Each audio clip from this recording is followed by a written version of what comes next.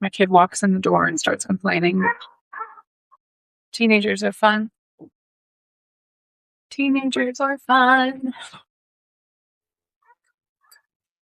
Okay, we are on chapter 3, Rational Markets, page 73. Of central importance here was something called the efficient market hypothesis, EMH, which John Quiggin includes in his account,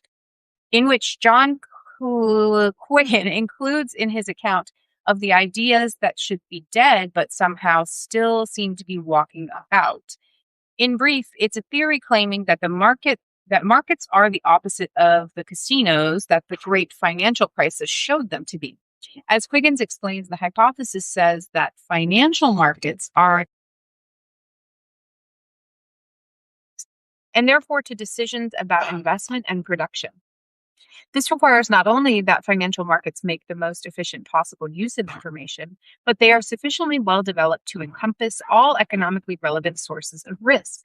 It also required the market to be as liquid as possible, in that all markets should be brought into the global free market, ensuring the free flow of capital, which in turn necessitated large rounds of privatization in numerous countries, especially those with socialized economies.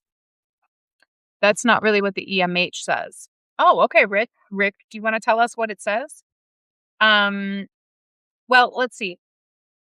I don't think that's what they're saying. I don't think they're quite saying that this is exactly what the EMH is. Hold on one second.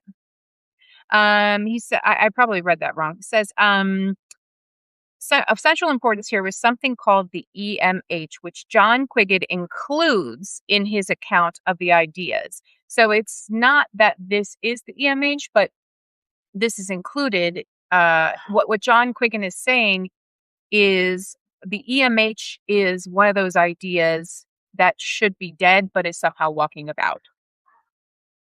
And he says it's a theory claiming that markets are the opposite of casinos. Quiggins explains the hypothesis says that financial markets are the best possible guide to the value of economic assets and therefore to decisions about investment and production. So the market is efficient is the hypothesis. The EMH really just says that all current material information is reflected in asset's price. So that would be basically what he's saying, but that it's the most efficient way of understanding it. Let's see. Let me read it again. The hypothesis says that financial markets are the best possible guide to the value of economic assets and therefore to decisions about investment and production. So it's the most efficient or best way to financial markets are the best way to understand what an asset should cost, and therefore decisions about investment and production. Does that sound right, or does that still sound wrong to you? If I can put a price to anything, doesn't this mean that the market risk applies to everything?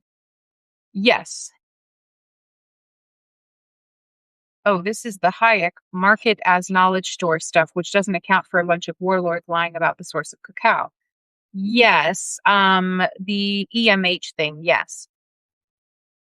So it also required the market to be as liquid as possible. So that's another thing is, if things are stored up in little like sinks, then how would you know like what, how much that value of capital is for some other asset? So that makes sense. The thinking behind the EMH is also the theory that gave us the market in terror mentioned in chapter 1 and was popularized by books such as Thomas Friedman's The Lexus and the Olive Tree that told governments they could not possibly hope to resist the collective financial wisdom embodied in the electronic herd. The thesis assumes that the stock market and asset markets necessarily offer the best estimate of the right price of stock.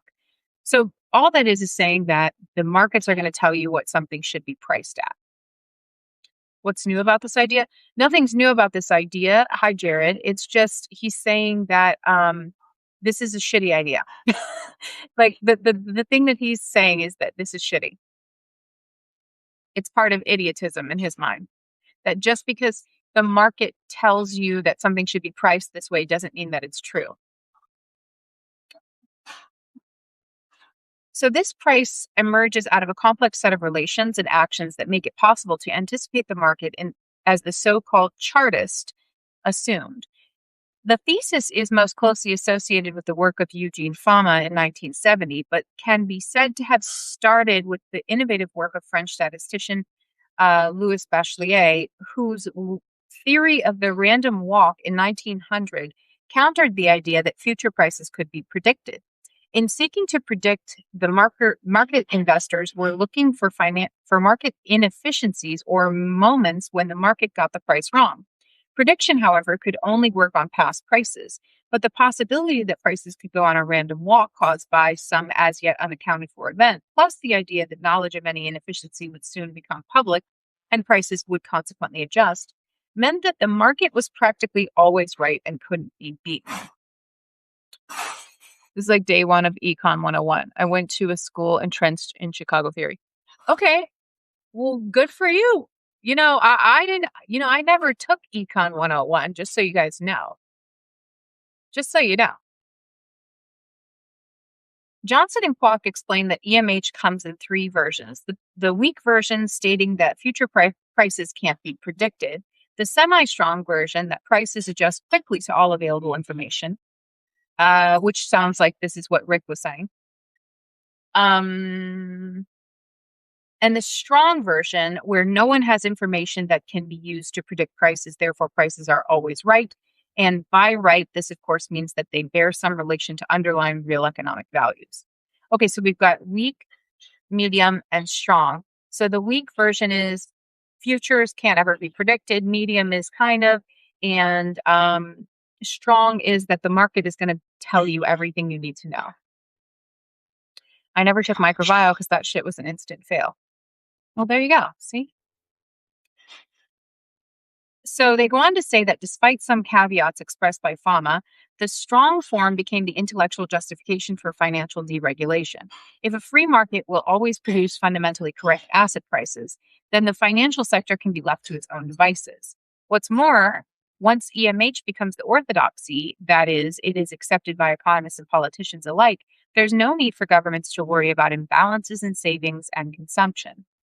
What's interesting about the argument is not just the idea that the market is always and necessarily right, which is a central feature of idiotism as it is to be understood in relation to economics, but that a theory derived from work positing the primary nature of the unpredictable should become so satisfied that it had adequately factored in all of the determining elements that allow markets to be taken as self-organizing stabilizers when clearly they hadn't. Let me read that again. A theory derived from work positing the primary nature of the unpredictable should become so satisfied that it had adequately factored in all the determining elements that allow markets to be taken as self-organizing stabilizers when it hadn't. Okay, so yeah, that's kind of, to me, this is giving like kind of that paradox of like objective truth. Like, to say that there are no objective truths would then be an objective truth. So this is kind of the same thing. To say that like everything, the market is so unpredictable that we have to let the market predict itself is kind of weird. That's that same kind of paradox. According to Johnson and Kwok, the general and the erroneous economic principle is that given perfectly rational actors with perfect information and no externalities, all transactions should be beneficial because they were always based on the right price. The fact that the collapse and public bailout of long-term capital management in 1998 and the bursting of the dot-com bubble in 2000 categorically demonstrated that markets don't get the price right seem to have passed by supporters of EMH. What's Adam Smith? The part that I just said that it's the market, that there's some unpredictability in the market, in that the market can't even predict itself, kind of thing. David Ricardo. Yeah, I don't know any of these people. So, Rick, I'm just wondering, it sounds like you might be like a supporter of the EMH, and I'm just curious specifically how you take this chapter. So I'll be interested in your thoughts. What is even more remarkable is that the crisis of 2008 has done little to dent the common sense faith in markets. Although EMH was challenged by numerous economists, in fact, according to Johnson and Kwok, relatively few believed that the assumptions actually held in the real world. It nevertheless came to dominate public policy alongside another theory of complex processes known as dynamic stochastic general equilibrium, DSGE, which also privileged the rationality of actors and the efficiency of markets. So part of me wonders if like this is kind of a God of the gaps situation where we go, well, we don't know exactly how the market works, but it's right. So it's usually right. Or like it'll get there. We can't possibly understand it. And so there it is. We just have to leave it up to the market kind of thing. Curious on your perspective of the AI bubble. Yeah, what specifically, because like when it'll pop or what it consists of. It's like the human centipede for data type shit. There are around 18 objective truths. Nice. I see what you did there. Okay. So the dynamic stochastic general equilibrium. For the purposes of the argument in this chapter and the setting out of idiotism as it pertains to economics, I'll limit myself to a few points. With the crisis in Keynesian economics in the 70s, the opportunity came to revisit classical economics with its privileging of individual utility. From the 1930s onward, the orthodox view had been that public or state intervention was needed to dampen the worst effects of market instability, and that the state needed to intervene in areas of production, consumption, and labor relations to manage and thereby lessen any damaging imbalances. However, for economists like Friedman, the approach where government expenditure made up for a decline in private expenditure was deeply flawed.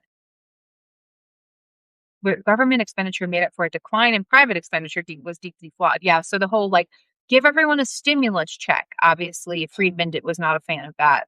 As he famously remarked, unfortunately, the balance wheel is unbalanced.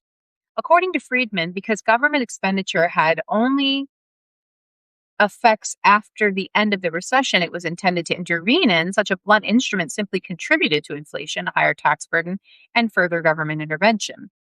After such, intervention was itself a major form of disturbance and instability. The key, or so it was believed, was to return to the natural regulators of the free market, namely self-interest and the maximization of utility that found in classical economics. In other words, come up with a macroeconomics based in classical or neoclassical microeconomics. From this emerged, that doesn't make sense. Come up with a macroeconomics based in neoclassical microeconomics. From this emerged the monetarist approach presented in the book Friedman wrote with Anna Jacobson Schwartz, in which government intervention was limited to the control of the money supply via short-term modifications in interest rates. To get back to the DSGE model, it's the tinkering with the monetary supply that explains the dynamic stochastic element, where dynamic in economics represents the temporal component and stochastic refers to the element or chance of risk. Government or central bank control over interest rates should allow for the management of both unexpected upturns and downturns as they appear over time. However, all of this is possible because the economy is made up of rational, utility maximizing agents.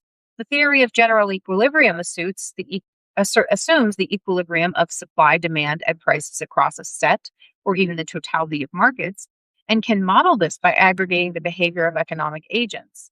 It's understood to be a general theory because it expands on the theory of partial equilibrium used to analyze specific markets. The general theory assumes quite logically that the condition of one market is necessarily related to conditions in other markets, and that the interrelationship produces its own equilibrium. However, the reason why this theory can assume equilibrium and suggest the image of a gently stirring body of water is because it assumes all agents, be they individuals or firms, are rational, and that it is this rationality that enabled market liberals to wish away the tidal wave that hit shores of the financial sector in 2008. So the situation with it being rational, I don't disagree with this idea that these markets are all interrelated, and there can be potential equilibriums, but I just think equilibrium is not the general state of things. It's dynamic. It's constantly swirling. Like equilibrium is only the state, just like the tides are the state, like the equilibrium state. You know what I mean? The tides are always going in and out. They're not in equilibrium unless you consider the entire process to be its sort of equilibrium. And then the whole rational actor thing is just insane. Macro and micro interact with one another's principles. Yeah, I just don't understand why he was saying that right there. I also think macro and micro, you can't really extrapolate one to the other because you've got laws of scale. Relational ontology with zero sum limit. Damn, that's nasty. That makes sense. You got macro from micro, ontological from ontic. Say more about this because I'm like, what are we doing here? I don't know what you're referring to exactly. You guys have to remember, I'm an idiot when it comes to this book. Like, this is idiotism. Like, I'm the idiot. Okay, I struggle to hold on to like economics talk. So you guys are gonna have to talk to me like I'm a little dum dum. It's okay to be a little lost. His arguments are dumb. This guy's arguments are dumb because I don't see how this guy's arguments are dumb. To be honest, I feel like what's dumb is believing that the market is rational. That is dumb to me. And he's saying that this is the dumbest thing you can think. So I actually seem to agree. If you look at how people, micro, interact to figure out how groups of people, macro, interact. Yeah, yes, but like you of all people should agree that there are laws of scale. That one-on-one interactions are going to be different than 6-on-1 or six people in a group because yeah, you can't. It's not the same. He's Jay. Are you saying same to me or same to them? Same to who? Yeah, he's talking about the theoretical fundamentals of economics and extrapolating them to be to blame for 2008 when they were written in the 1700s. Yeah, but it applies now. Were you with us on the Ayn Rand chapter? He's got an argument, but that doesn't mean that he's right. Well, what is making sense to me is that, well, first of all, to believe that the market is rational is kind of crazy. So Hayek says, so I agree with Hayek on some things. One, that you cannot know all of the factors in the market. Okay. You can't know it. But I disagree in saying that the market has its own, that the market has logic or rationale. It doesn't. The market is subject to the whims of the people, which are not rational. Like to say people are rational. What is he even proposing as a solution? Um, I don't think we've gotten there yet. I think he's just describing the issue. I think he's trying to get us to understand what idiotism is, which is the what happens when you make everything private, when you make all knowledge private. And I think you might have missed the first reading where he talked about um, he talked about this, and the example I drew was medicine. So, like modern medicine, for example, the system works but you have to see 87 specialists to get anywhere. So this is like where hyper specialization is an issue. And you go to any one specific doctor, they know very little about like a broad array of things. Don't the people have rationale? Rationale and rational are different. So rationale, people have rationale for why they do stuff, right? Like, I have rationale for why I blow dried my hair this morning. It doesn't mean that it's rational, okay? Like if it's a bit irrational because I want my hair to be, not damaged, but yet I'm going to use a blow dryer and heat damage it. So it's not rational. But my rationale is that I'm tired of wearing my hair curly. You know what I mean? It's not rational, it's rationale. It's like it's not Target, it's Target. In a concise manner. Wait, what? Okay, I missed part of that comment. 6-on-1 is the same as 4-on-1. I don't know. I don't know if that's exactly true. First of all, I don't know if that's exactly true. Second of all, we're talking about 1-on-1 versus many-on-1. That's different. We have ratio, we have reason, we are rational. We use reason, good. The second is harder to find or prove. Okay. Okay. He's explaining Econ 101, 102, 103 quickly and not terribly. Okay. Okay. Shall I continue? Are we good? Shall I keep going? Okay, so back to the DSGE model, which again was the dynamic stochastic. Oh, I'm going to read this again. The dynamic stochastic general equilibrium. Okay. It's the tinkering with the monetary supply that explains the dynamic stochastic element, where dynamic in economics represents a temporal component and stochastic relates to risk. Oh, I'm sorry, I already read this whole part. So the theory is said to have originated with Leon Walras in the 1870s and is later developed in the 50s by Kenneth Arrow and Gerard Debreu, which was added the theory of rational expectations in what became known as the New Classical School. According to the strongest version of rational expectations, which the New Classical School adopted, it required all participants in an economy to have in their mind a complete and accurate model of the economy. There's your problem right there. It's rationalization. Making logical reasons to have what you want is not using logic to determine what you want. Yes. Rationalization is another thing. Exactly, Colin. A major influence was Robert Barrow's work in 1974 that drew on the classical economics of David Ricardo. There you go, Jerry. For Ricardo, if a government goes to war, all citizens should anticipate a rise in taxes. As Quiggin observes, according to this theory, rational citizens would save by an amount equal to the additional government debt.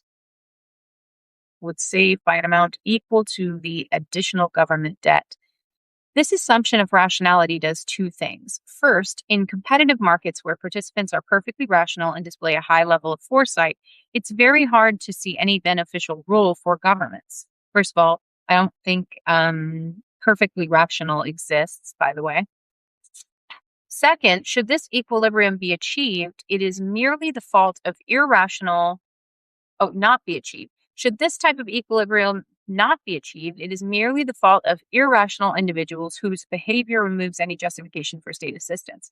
We've already established most people are irrational, or they act irrational at least part of the time. And rationality, perfect rationality, I don't think anyone can really say this exists. I don't know how you would argue that there are perfectly rational choices to make, because, like, how do you say if you've got $100,000 to invest, there's no perfectly rational investment choice. There are many, many potential investment choices, but they are not, there is not one that is perfectly rational. So if the equilibrium is not achieved, okay, yeah, this whole thing I think is just absolute bullshit. This DSGE model doesn't make sense to me. It was I think it's built on a flawed assumption that there is such a thing as perfectly rational anything.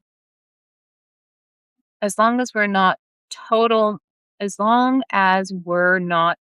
knowledge a priori machines, we can't be perfectly rational. Yeah, I'm in agreement with you. Not even Aristotle thought so, or rather his work implies that it's not possible. I agree. What do you guys think? Raise your hand if you think perfect rationality exists, like thumbs up or thumbs down. Perfect rationality exists or can exist, or perfect rationality does not exist.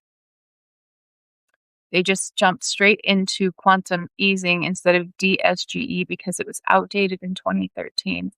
See, Jared, you know much more than I do about this shit, so have mercy on me. So it's no accident that the first government to adopt the thinking of the New Classical School was Thatcher in the UK. Her indifference to the disequilibrium that followed in the wake of her economic revolution was in part due to her own inability to empathize, but also implicit in the economic theory that was fundamentally sociopathic. It exists and I tap into it. Oh, okay, so Jared thinks perfect rationality exists. JM does not. I was 2 credits and a degree short of an econ minor. Well, you should have maybe used that perfect rationality to get the job done, Jared. I'm just saying. Anyone who raises their hand is a bitch. Anton called you a bitch, Jared. That's all I got. He didn't raise his hand, but he might as well have. It does not, and that's why we cannot accurately forecast the future, says Colin. Anybody else? Who's on Jared's team here? Who believes thumbs up or thumbs down perfect rationality exists? I'm just curious in the chat. He's half a bitch. Okay. So Thatcher's also a bitch, apparently. The rethinking of macroeconomics from the perspective, I don't think anybody disagrees with that. The rethinking of macroeconomics from the perspective of classical microeconomics is important for understanding idiotism because it assumes, I love saying it like that, by the way, because it assumes the primacy of the individual, but also does so by de emphasizing the influence of public institutions or wider social factors. So we can't, so I know some of you are saying like, oh, you can extrapolate micro to macro. But I mean, I just don't agree with this either. I think you can't exactly extrapolate micro to macro. Like, let's say you have a family of two. It's like a couple, right? And then you have a baby. Just because that baby is an outgrowth of the two of you doesn't mean that the situation stays the same. You've got micro, like that's a situation where scale, like you have increased your family size by 50%. You cannot operate the same way that you would have prior to that happening, even if that baby is like a direct, extrapolation of you. It just doesn't work. It's not an exact extrapolation, but it's a start. Well, I think you just really have to modify because like, okay, thinking about things that you like to do, you just can't do them the same way anymore. Or even things you don't want to do, you have to change a lot. So, absolutely central to this component of market liberalism is then the conception that the individual, and by definition, by extension, the definition of human nature, summed up in the tenets of rational choice theory, a useful analysis of which can be found in George DiMartino's Global Economy, Global Justice. The three fundamental propositions of this theory are the consumption proposition, the production proposition, and the scarcity proposition. Hold on, where's my pencil at? There it is. See, you guys, I like I'm saying, I never took economics, so this is all new for me. Paraphrasing DiMartino, the consumption proposition states that individuals are endowed with the ability to choose rationally from among the sets of opportunities. Okay, Kant. They are confronted with rationality signals that individuals will decide according to the opportunity affording the greatest satisfaction or utility. We will try, doesn't mean we're going to be able to. This includes a secondary assumption of instability, meaning that we always prefer more satisfaction or utility rather than less. Yeah, this is the John Stuart Mill's assumption of the Haydn and the oyster problem, assuming that because we can choose our higher faculties, we will. Did you take differential equations or anything harder in math? I didn't take diff EQ. I stopped at calculus 2. The production proposition claims that humans are endowed with the ability to transform elements of nature through work or labor so as to produce goods that meet human needs, and they do so rationally. While the scarcity proposition states that all output requires inputs from nature, and since nature's bounty is finite, output must also be finite. Okay, we got it. So all of this is rational stuff. This is like they're claiming this is all rational stuff. So the consumption proposition is that we will consume things that will make us more satisfied. The production, and we'll do that rationally. The production proposition is that we will make things rationally. And the scarcity proposition is that because everything has to be made from something and something is finite, therefore everything like we make is finite. So there's a scarcity. There will always be a scarcity. Economics thus becomes the study of rational choice under conditions of instability and scarcity. Now, here's the thing that I don't think we're taking into consideration. Speaking rationally, you could say that there would be a scarcity issue because things are finite, but that doesn't account for psychological satisfaction. That doesn't account for the fact that people can be satisfied with less than what they need or desire. People can find satisfaction. What's important is that this not only produces the perfect model for a rationally competitive equilibrium, but also assumes an individual whose choices are exogenous, both external and prior to social activity and influence. The individual is therefore very much modeled on the interiority of the ideos, in which every expression of desire or need is based on a radically personal calculation of utility. While the production proposition contains a notion of rationality that carries with it Locke's philosophy set out in Chapter 2, justifying the enclosure of common land, the production proposition is therefore a further justification for the supposed efficiencies of privatization over the inefficiencies of public works. I don't understand that. I don't understand that at all. I get the first part. The second part saying that the production proposition, we will always produce things that are rational. That doesn't make sense. Why that suggests that we need that privatization is better than like making public works. That said, what remains most extraordinary about DSGE is that because its account of rationality is assumed to be universal, it's a model that works with only one representative agent.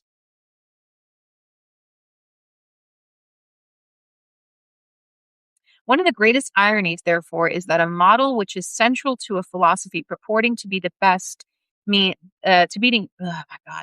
One of the greatest ironies, therefore, is that a model which is central to a philosophy purporting to be the best means of guaranteeing individual liberty has a conception of individuals as interchangeable units, operating according to an automism reminiscent of the most dystopic collectivisms. So, okay, this is not ironic.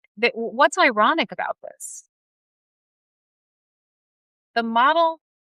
Yeah, no, it's not ironic at all. This is what happens when you turn people into numbers. They're fungible. Like, I don't, where is the irony in this? How is this ironic? Oh, it's the best. It basically turns people into money. I guess it's ironic but I don't know. To me, it's not ironic because it's just a duh moment. I can see why he thinks it does exist because people make the rational decision based on the info they have. The problem, I believe, becomes with what they choose to go after. Colin, I disagree. I don't think people always make a rational decision. Like, I can just think of some people right now who you present them with options and you go, hey, this would probably be the most rational decision. You really, we talked about this when we were reading Utopia. Like, you really want to get to Chattanooga from Nashville, okay? It's 2 hours if you drive straight down 65, okay? If there's an accident, there's another route to go, right? But some people might be like, yeah, I really want to get to Chattanooga, but I want to get there as fast as possible, but I'm going to take the back roads. And it's like, why? That's not going to be faster. And they're like, yeah, it will. Like they literally don't believe things. Like, for some reason, well, okay, here's another one. Coming home from, where was I? Birmingham one time. There was a snowstorm and the rational choice was to stay on the highway because it's treacherous off the highway. There was an ice storm. And I told my husband, like, you got to get off. It was a gut instinct thing. It was like, I just feel like if somebody fucks up on the highway, we're going to be screwed. And I'll take my chances with the side roads. For some reason, I felt like we'd be able to get around. And it was, but it was not the most rational choice because if we would have, using Google Map was like, do not do that, basically. So I don't think people really, this is again, this whole like rationality thing. Like, I don't think people are perfectly rational. I don't think the perfect rationale exists. And I also don't think people really choose what's rational, even when presented with it. Like, I mean, my mom's one of these people I could be like, yo, here's the most rational choice. She'll be like, no, I disagree. I'm like, how? The math ain't mathin'. You know what I mean? Let me read some comments here. North Korea demands 50 trillion tons of silver now, like a black fly in your Chardonnay. I think he's talking about the irony of stochasticism and rational economics. Aristotle weeps. Do you know it doesn't make sense? No, tell me. I'm sure you're going to. Contrarians for the sake of feeling like they have total control. Me too. Yeah, see, you see what I'm saying, Jay. The fact that you don't have me on a dog leash, that's what's not rational to me. I just read that out loud. Yep. Thanks, Jared. Can I just do away with all my philosophy and just say that people make emotional impulse for rational implication? Uh, I think sometimes you can. I think sometimes you have to, actually. Okay, let's continue because honestly, no, let's just continue. So modeling DSGE needs only assume the actions of one agent because every agent is the same. Okay, yeah. So this is the thing. Oh, everyone will make this rational choice. No, they fucking won't, because if me and Jay are both presented with a set of facts and they go, this is the rational choice, you can calculate it. Jay is gonna be like, nah, dog, I'm gonna try something different. Or I am, one of us are, just because, whatever, because we're different fucking people. For Quiggin, this dogmatic nature of the approach to the economy was revealed in a comment made by David Gurin, who worked for the Australian Treasury in the run-up to the financial crisis and likened the neoclassic macroeconomists to people on the Titanic who locked themselves away in a windowless cabin, perfecting the design of ship hulls for a world without icebergs. Exactly. No, that's exactly a perfect description. It's like, fuck are you talking about? People are not fucking rational. Like, fuck you mean. The iceberg hit in 2008 because the models of efficiency and equilibrium precisely failed to take into account the social factors involved in economic relations. In the first instance, the economic amount of efficiency was based upon an entirely inadequate account of information and communication that assumed both sufficiency and transparency. Yeah, that's the other thing is like we don't have access. I mean, it's so many reasons why perfect rationality doesn't exist. So many reasons why, even if perfect rationality existed, we would not all have access to it. In the first instance, the economic account of efficiency was based on an inadequate account of information and communication.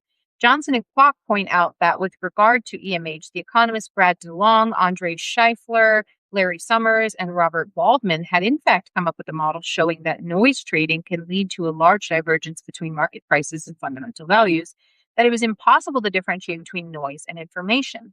Here, the concept of noise will have been taken from Claude Shannon's 1948 article and later book of the same name, A Mathematical Theory of Communication. Oh, I like this guy. I like this guy more and more, though. Like, yes, bring information theory into it, which was highly influential in the burgeoning field of cybernetics and related systems theory, where a noise source was placed between the information source and the destination to stand in for the possible barriers to successful communication. Now, before he goes on to say this, let me say, I hope what he's going to say is that the only way to detect noise versus signal is repetition. If teaching Charlie, for example, if Charlie gets very confused, he runs to the door and barks as loud as he fucking can. Um, every time, if I want to let him out and I don't want him to bark in my face, I have to wait for him to be calm. And if he's not calm, I don't take him. So I have to take him to the door and open the door. And if he starts barking, I have to walk away. I can't do it. I have to be very consistent and repeat that consistent signal over and over and over. Otherwise, he's fucking confused and can't tell what I want him to do. That's like noise to signal ratio completely obscured. The only way he knows is by me repeating this every time, and then he gets it. Now, whether or not he fucking cares or not, that's a different instance. I think he's going to talk about noise mitigation. Otherwise, Pavlov wins. Well, let's see what he's going to say. As a mathematician working in an engineering lab, Shannon was especially interested in technical barriers to effective communication, but also suggested the possibility of semantic noise. While there's an argument suggesting Shannon had little interest in meaning, humanities disciplines such as cultural studies have made much of this idea of semantic noise in a culture containing actors who may operate within very divergent fields of experience, or what Wilbur Schramm calls frames of reference. Ooh, Kate, we need to read that. Hold on. Where am I going to write this? Right here. Yeah. Such fields introduce the idea of encoders and decoders of information, who will not necessarily be communicating with the same code as they don't live or operate within the same frame of reference. In society, this is how we deal with incommensurability, isn't it? We do our fucking best. In societies as culturally complex as those advanced capitalist countries, the opportunities for noise disturbing the efficient exchange of information is potentially dramatic. This leads to a second major problem with theories of rational efficiency and equilibrium, namely the evidence that clearly demonstrates that people do not always and sometimes only rarely act in accordance with the maximization of economic utility.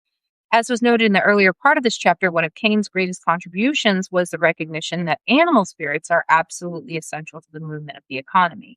For Akerlof and Schiller, animal spirits are a restless and inconsistent element in the economy, referring to our peculiar relationship with ambiguity and uncertainty.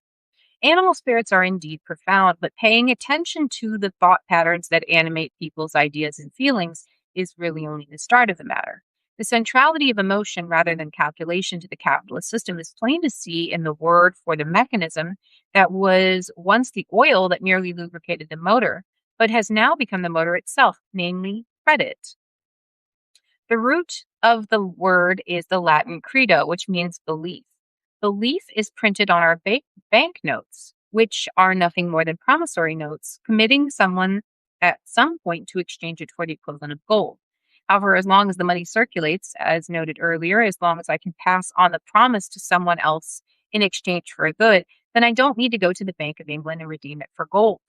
This then introduces the other absolutely essential belief, made to be fair on the basis of probability and therefore on a calculation of risk, that not everyone will seek to redeem the notes of gold at the same time. Improbable or not, there remains a strong element of belief, or to use another phrase of economists, business pundits, confidence. The point simply is that the capitalist system, despite claims to rationality, remains a belief system. 1000%. Not only that, its complexity necessitates a great deal of trust. Confidence or trust is rational for economists, but for Akerlof and Schiller, the very meaning of trust is that we go beyond the rational. Indeed, a truly trusting person often discounts or discards certain information. The importance, but also the instability of trust, is brought into sharper focus by Jeffrey Hosking, who in his beautiful little book on the subject writes, "Trust is crucial because it's the tool we use to face our own future. We know the future has a certain quotidian regularity, but it's also highly and radically unpredictable. If trust itself, extremely fragile, is the tool we use to face up to it, it immediately becomes clear how delicate and resistant to rational calculation our lives are. The presence of emotion or feeling is also evident when we consider others' social relation, where consideration of fairness can override rational economic motivation." No. Let me repeat that, but worth repeating. The presence of emotion is also evidence when we consider other social relations where consideration of fairness can override rational economic motivation. We do this shit all the time. It's often the case that people make decisions based on moral or ethical principles that directly counter their immediate self-interest. We would, of course, re-embed moral judgments back into a wider conception of utility, where agents imagine an immoral world as one they would not be happy in, but in the making of moral decisions by agents in a complex economy. But the making of moral decisions by agents in a complex economy is very hard to predict, given that the conception of justice is itself a incredibly slippery. Yeah, I mean, I think he's doing the job that I would want to do here, which is to say that rationality is not what runs these markets. Now, with regard to Shannon, I'm actually quite surprised that he mentioned the signal to noise ratio and then didn't do the thing, but he talked about frames of reference. He might be setting this up for something later, I'm assuming. His morality argument hasn't refuted the emotivist effectivist position. Well, I don't think that's his goal at this point.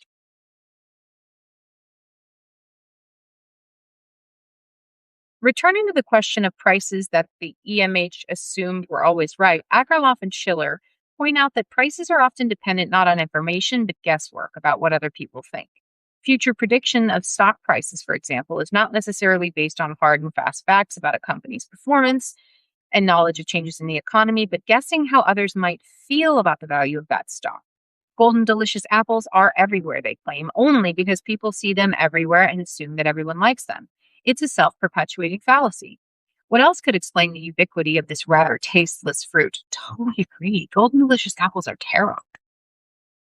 There is then a strong feedback between price and animal spirits, as they argue, and that this feedback is notoriously difficult to predict. As Krugman notes, the qualitative fact of feedback is not the problem, but its quantitative strength. The quantitative strength of feedback.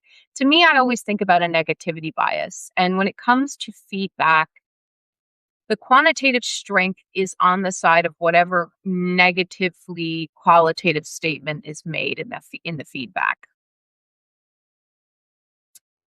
At times where the quantitative strength is high and negative, this can be a profound loss of confidence, catastrophic crisis. That's literally what I just said.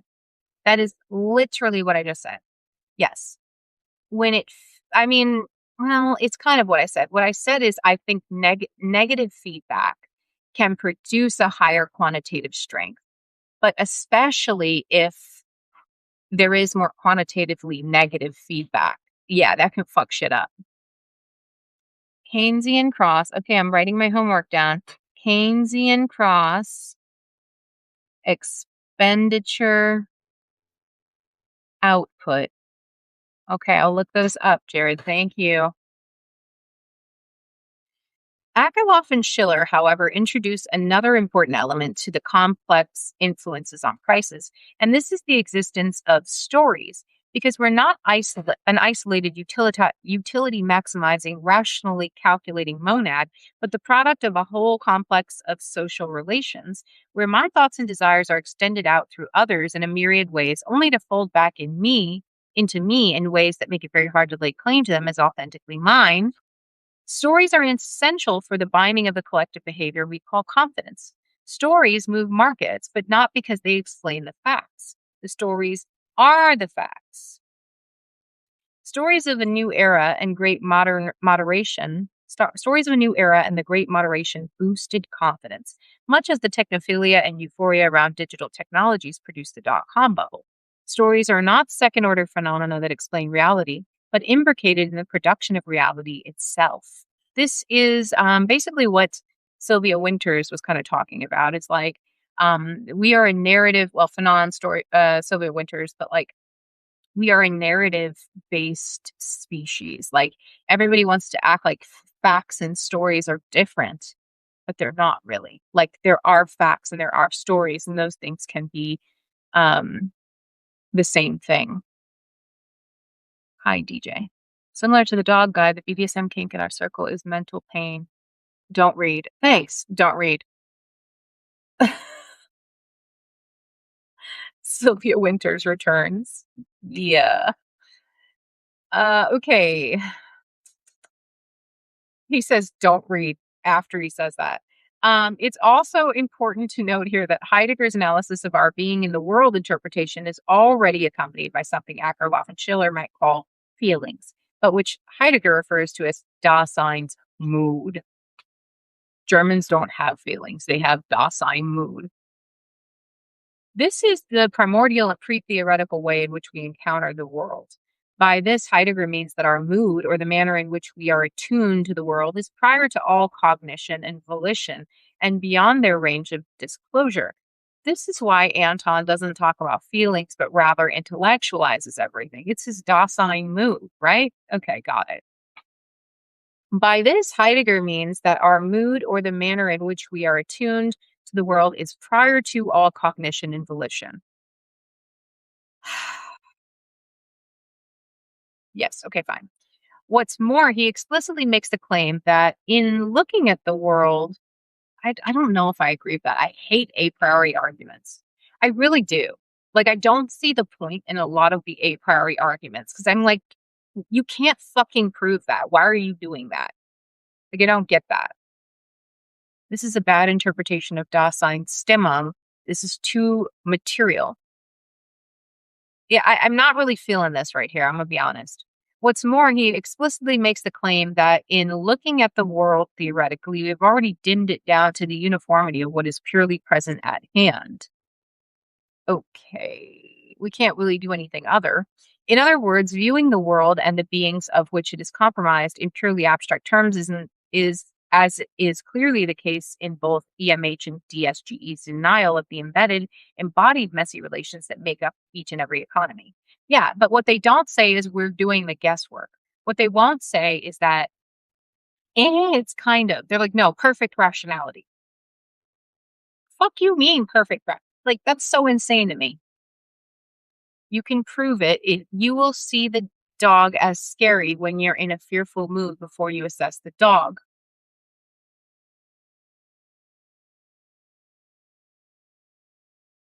Okay, but where did the initial fear of the dog come from? We talked about this before. Generationally, no fear of the dog like exists prior to someone encountering dog. Where like do you see what I'm saying? Like what was it? Like I mean, okay, we're gonna go all the way back to amoeba. Amoeba senses, I don't know, sulfur in the fucking environment. Sulfur then kills amoeba or drastically harms amoeba. Amoeba is fearful of sulfur. What do we mean a priori? What's the a priori? Is the feeling the a priori or the sensing of sulfur? You see what I'm saying? Like, what do you mean you can prove it? There's no proving that. Have you read Taleb? Yes, of course. Not a huge fan of Taleb. I mean, yes, I am, and no, I'm not. If you know what I mean. Like, it's like I'm a fan of Taleb the way I'm a fan of Nietzsche, which Taleb is a very big fan of Nietzsche. All fears are originated in probability and the unknown. He's dry. Yeah, more than he's dry. He's also like super weird about women, which I don't like the way he talks about women in his books. It's just kind of gross. For fuck's sake, the mood of fear exists. The fear is not tied to dogs. Can you just read being in times of our reception structure is temporal. Our reception structure has moods. Okay, but why do I'm not arguing that. What I'm arguing is this like a priori situation. Why do we have to say one thing is before the other or more important than the other? We can't really even differentiate. You know what I mean? Like if the in the amoeba argument, what even is fear? Fear is just a learned behavior of like stay away. So it's not really a mood. It's a behavior, it's an action, it's reception. It's all one at the beginning and then it differentiates. And so why do we have to call it like why it's coincidental because it's always there. Yeah, so is the reception. So is like the receptor. You know what I'm saying? Like it's the immaterial component of the material. Okay, think the World Cup. No, I'm not doing this. I'm not doing an analogy with the World Cup. Get the fuck out of here. Can you please show me your necklace? Oh, no. Yeah, Heidegger's notion of mood is different from your neuroscience bullshit. What do I block you on here? Up yeah. Banned from commenting. Ooh, don't make me do it. Don't make me do it. We are always in some mood or other. Then, and there can be no attunement to the world that is moodless. Even the purest of theoretical approaches has its mood, one of detachment, perhaps. Fine, I'll agree, but I'm not agreeing that it's mood or feeling or one of these things comes before the other. This means that stories and moods that motivate our choice of story not only enable us to understand the fluctuating and unpredictable states of confidence, they also give us access to the pre theoretical and unconscious aspects of being in the world that radically undermine idiotism's claims about the bounded, rational individuals upon which the entire edifice of neoliberal dogma depends. Okay, what I will say is the vast majority of people are not doing the whole cognitive assessment of mood, period. They're not. So if we want to go prior to on an individual basis, sure.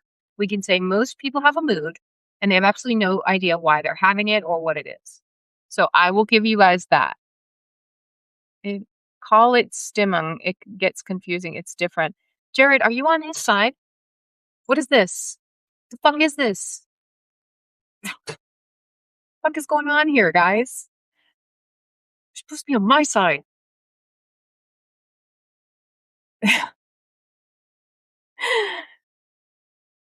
This means that stories motivate our choice of story. They also give us access to pre theoretical, unconscious aspects of our being in the world that radically undermine idiotism's claims about the bounded rational individuals upon which the entire edifice of the neoliberal dogma depends.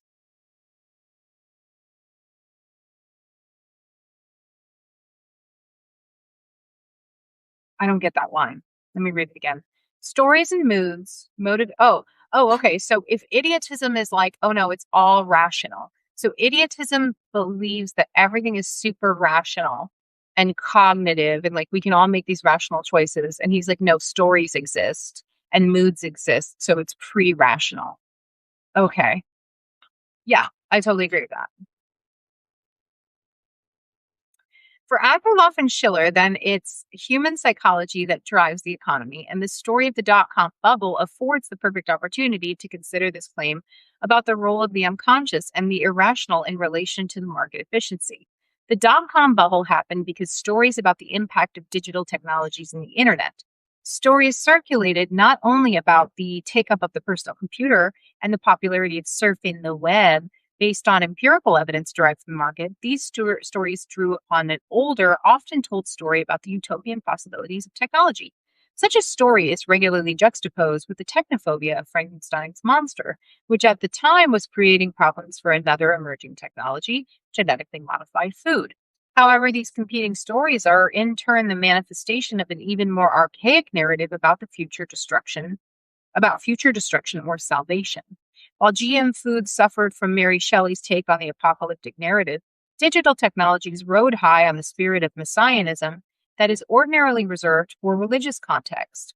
Of course, investment in digital companies was based in pragmatic economic decisions about the opportunities new technologies offer for solving the surplus problem. But the idea that these specific technologies might be it encouraged an enthusiasm that went beyond the rational, given that many of these companies weren't even recording a profit, supported by the deeply embedded cultural myths about the future and technology's role in it. Hello, AI bubble. JM was asking what I thought about the AI bubble. There it is. Okay, this is the last section. The evidence for the role of psychology in this and the social in the realm of economics also challenges the climate of economic positivism in which the EMH and DSGE were cultivated. While the work of Hayek in the early part of the 20th century might have seemed radical, if not heterodox, the argument for a realm of pure economics had gained ground in the writings of Rand and importantly Friedman. As Johnson and Kwok have indicated, there was a growing belief that political economy was only for developing countries. In those already developed, it was assumed that economic questions could be studied without reference to politics, and that economic and financial policy presented only technocratic questions. However, aside from the technocratic issues addressed above, there was a genuine belief in that a pure capitalism was not only possible but necessary. As Friedman put it, the great threat to freedom is the concentration of power. But pure market capitalism supposedly escapes this problem because it separates economic power from political power. Aside from the fact that this is patently incorrect, given that the deregulation needed for the free market requires lawmakers being brought on board, the idea that economic power, in other words, material wealth, does not result in political power is absurd. While free marketeers recognize the political influence and economic danger of monopolies, they perversely shame the state for their existence. Although economic history shows a period in which the state, especially the US government, was closely involved with the creation of monopolies, this doesn't mean that the state is the only source. While Hayek, for example, regards capitalist organizers of monopolies as a source of danger and speaks of a corporate cooperative society in which organized industries would appear as semi independent and self governing estates, he quickly reverts to type claiming that this is not actually the fault of capitalists, but the state, who try to help them enlist support from other groups. In keeping with this, Greenspan argues that, Hayek seems really, really confused. I'm not gonna lie. In keeping with this, Greenspan argued that the monopolies are primarily the product of public policy. What? Although he conceded that competition is an active and not a passive noun, implying the necessity of taking action to affect the conditions of the market in one's own favor, he claimed that in a laissez-faire economy, competition is regulated by the market as a regulator of prices. Likewise, an image not dissimilar to that suggested by the DSGE, Hayek offered a cybernetic view of the market as decentering but self-organizing, as a system of information that resists the capacity to coordinate and thus assume power over processes. All of this, though clearly ignores the fact that there is a tendency towards concentration of companies, whether it is supposedly free market or in a managed economy. Look at any area of business and trend towards ever larger transnational corporations. This is clearly evident. In an important area such as the media, this is especially pronounced, with only 6 or 7 of the largest companies, such as News Corp, dominating the vast majority of the world's media. Did you guys hear the Supreme Court decision today? That's super cool. You guys really like Succession, the show Succession? Yeah, me too. The influence, if not control, that Rupert Murdoch held over the British Parliament was plainly set out by the News of the World scandal, but uncovering the illegal activities of one newspaper owned by a News Corp subsidiary hardly undoes the corrupting influence of big business on democratic life. You had your rock blanket on? As Galbraith points out, the idea of pure economics and the impersonal market is a fraud. Everyone knows that a free market is extensively and expensively managed in association with news and entertainment programs to benefit those in power. To deny this in the name of objective economics simply shows how claims to scientific knowledge are socially and politically biased. What Supreme Court decision? Hold on, let me not misspeak, because it's about media companies. Hold on.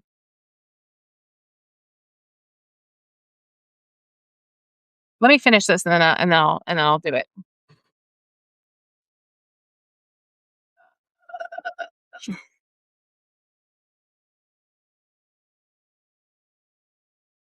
Yeah, let me finish. I'm almost there. Hi, Calypso. Okay, deregulation then was the means by which free market ideologues sought to remove the danger of public influence over the economy. According to Greenspan, not only would this ensure the end of monopolies, but it would have the additional effect of disempowering the capitalist in relation to consumers who would receive greater protection without government oversight. Yeah, we need greater protection by the companies that want to sell us stuff.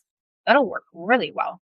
In an essay entitled The Assault on Integrity, which is worth quoting simply to show how deluded the chairman of the Federal Reserve was, Greenspan argued that the greed of businessmen was a consumer's best protection because they will only make money if they retain their reputation, which is thus a major competitive tool. Yep, that usually is how it works. They want to win, and so they treat people right, not like objects that they want to exploit. Totally right. Regulation, he goes on, says that the regulation undermines the moral base of business dealings.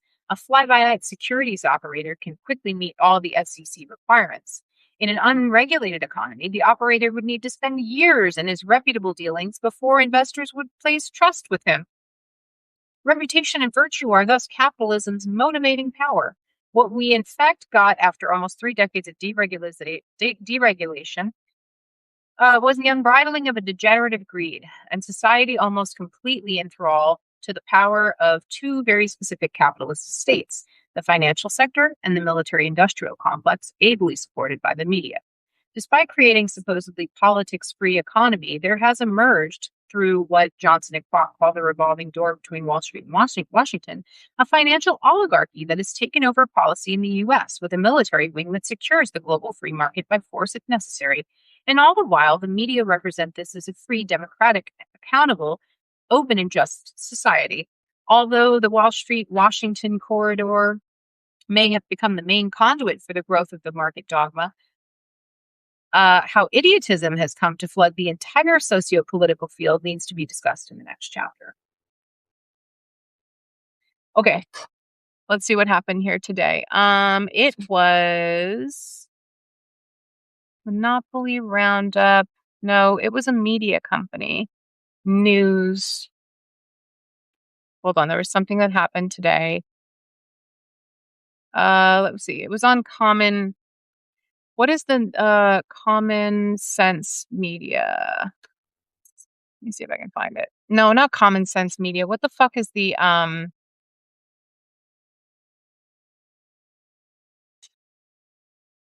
Common Ground News? Ground News.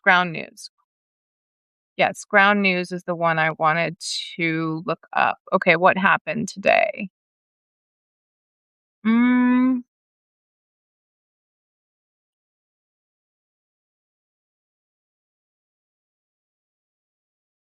oh gosh, am I going to be able to find it?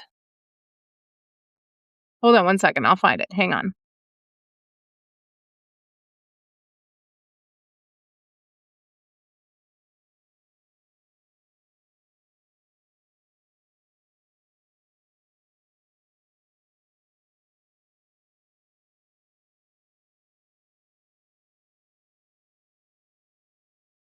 Oh, Federal Communications Commission scraps limit on broadcast TV ownership.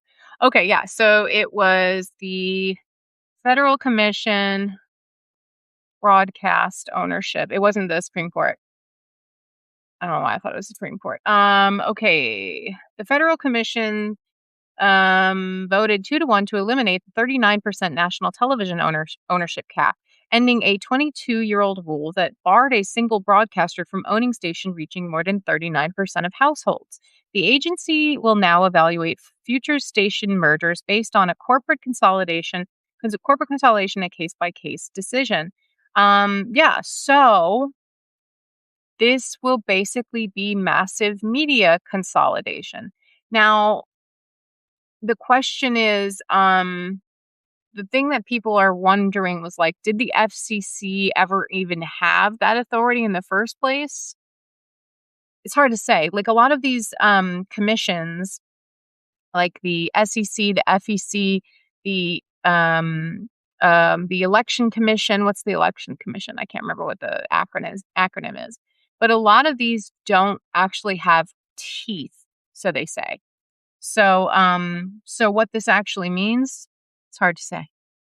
But it's likely going to lead to, exacerbation of what we call the Great Consolidation. So, my darlings, I will see you tomorrow at 4 p.m. Let me check my calendar, which I have barely put together today. Yes, 4 p.m. I'm going to end the live and I'm going to read